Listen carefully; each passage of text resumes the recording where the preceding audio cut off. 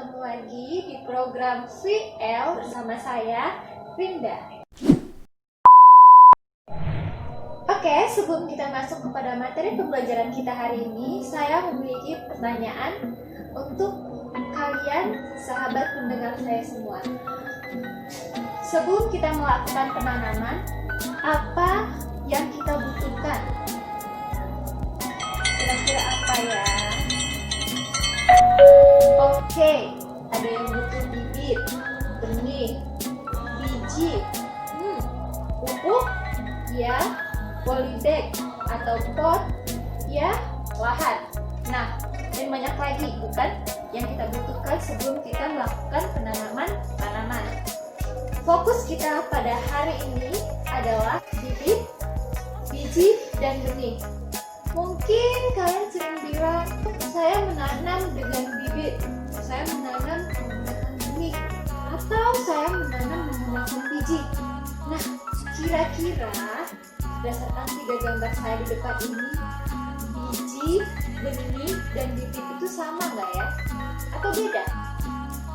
Oke, sebelum kita lanjut ke materi, saya kasih waktu kalian untuk berdiskusi dan mencari jawabannya. Apakah antara biji, bibit, dan benih itu sama atau tidak?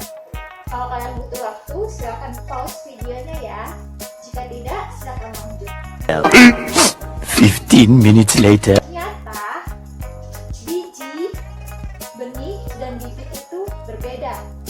Biji merupakan bagian dari tanaman yang digunakan sebagai unit penyebaran atau dispersal unit perbanyakan tanaman. Biji digunakan sebagai bahan perbanyakan secara alami tanpa bantuan manusia, atau biasanya itu dibantu oleh angin atau dibantu oleh perantara binatang.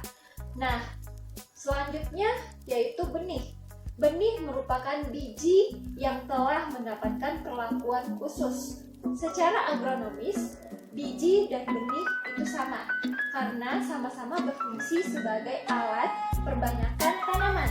Namun secara biologis, biji dan benih itu berbeda. Selanjutnya kita masuk kepada bibit. Bibit merupakan benih yang telah berkecambah dan dapat dipindahkan ke media tanam atau media tumbuh. Bibit ini pada perbanyakan tanaman secara generatif disebut sebagai bahan tanam yang telah disemai. Sementara pada perkembangbiakan secara vegetatif, bibit itu disebut sebagai alat reproduksi tanaman. Oke, saya harap kalian mengerti. Simpelnya biji merupakan bagian dari tanaman yang biasanya terdapat pada daging buah.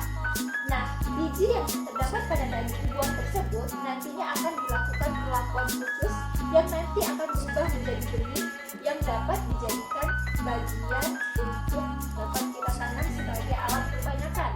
Nah, benih yang tadinya disemai